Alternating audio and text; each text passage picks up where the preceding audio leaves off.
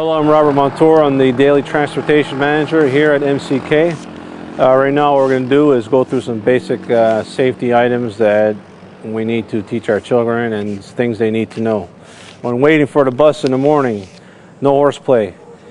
You get to the bus stop, be there early, because the buses are instructed not to wait. They get to the bus stop, you're not there, you're not going to make the bus. Okay, when you're boarding the bus comes up, wait till the bus is stopped. Doors are open, then enter the bus. Before entering the bus, make sure there's no ice, or in the wintertime, no ice, no snow in the area that you're going to slip under the bus, or make sure you're safe. Okay, we're going to enter the bus. You get to the bus, you always want to make sure you have good contact with the bus. 3 points of contact, 1 foot, 2 hands. Pull yourself up into the bus. Find yourself a seat. Usually if you're using the same bus every day, a lot of kids know where to go. They sit in the same seat all the time with their friends or whoever. It's easy as that.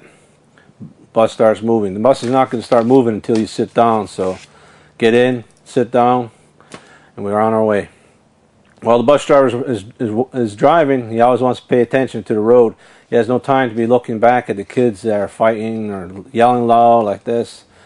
It's your safety, all right? So respect the driver, respect the bus. Don't get up until the bus comes to a complete stop and the bus driver tells you, all right, everybody out. Once you get out, get in the aisle, single file. Don't be pushing anybody else trying to rush to get out, because that rush is going to go to the front of the bus and there's stairs right there. The kids, you start pushing, especially small ones. You don't want to be pushing in the bus. Always think about your classmate in front of you. This bus is equipped with safety emergency exits. A lot of children like to play with the handles and stuff. Be aware, once you lift that handle up and move the window, it sets off a buzzer, which then turn the driver's going to have to stop, and we have to reset the window and not play with them. They're for emergencies only. And plus, the driver is going to lose concentration while he's driving. We have 2 per each side. And the newer buses, we have 2 of them on the roof. Towards the rear of the bus, same thing. We have another emergency exit right here. A lot of kids love to lift this up and open the door. There's no eating or drinking on my buses. Reason is, you just got on the bus from home, you should have already had your breakfast. And plus, we don't like have trash all inside the bus. We shouldn't have to have trash in the bus. Another thing is, you're drinking inside the bus, stuff gets spilled, gets slippery on the floor. This is like a plastic stuff. It gets slippery when it gets wet also. Safety, safety, safety. We're always talking about safety. While we're driving, sometimes it does get hot in here in the summertime, in the May, June months. It's no problem to open the windows. Just don't put your arms out, your head out the windows, or throw anything out the bus. When one child threw something out of the bus, a person seen it and it got reported. You never throw nothing out of the bus that hit another vehicle. When you get off the bus, like I said, wait till the bus comes to a complete stop. Doors are going to open. Watch your step going down the steps. Make sure you get a handhold on the handle going down the stairs.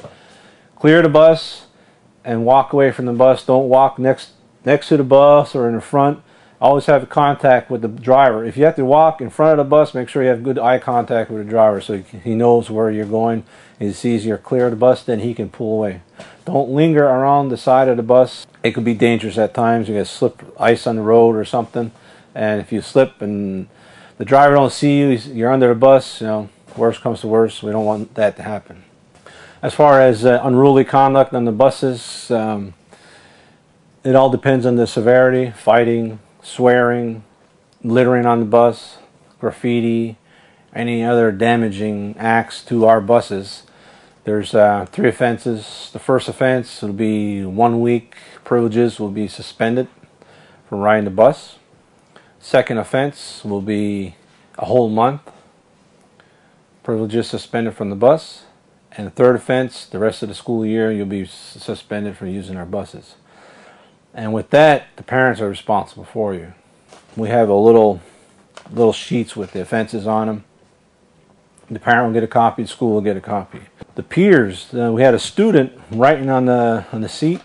and his friend's sitting there asking why he's doing it. He's like, you know, they turn him in. Thank you. That's what we need, peer pressure. Don't let these bullies ruin it for you. All right. You want nice things. You want a nice bus, clean bus. It's up to you to do the things to make it happen. It all comes down to respect. Respect yourself. Respect others. Respect your elders. Respect other people's property. As far as the bus schedule, it can be found on the MCK website. The schedule and the guidelines are there. And if you need a hard copy, you can come to the town garage. We have them available. There's a little tray outside the receptionist area.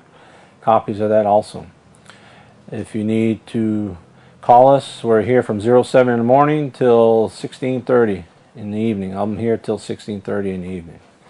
And like I said in the guidelines, I'm available all parts of the day if you want to talk or discuss something. Our schedule is flexible. We had to add children. We're still adding children to the schedule, so some things we will be adding stops to the schedule. I just added 3 children the other day to the schedule. We had 2 extra stops, so that's always changing. And if for some reason you're going to be moving and your child needs to get on somewhere else in town, please let us know as soon as possible so we can prepare for that. So the bus driver's not stopping way out in the woods somewhere waiting for a child where they're not there anyways.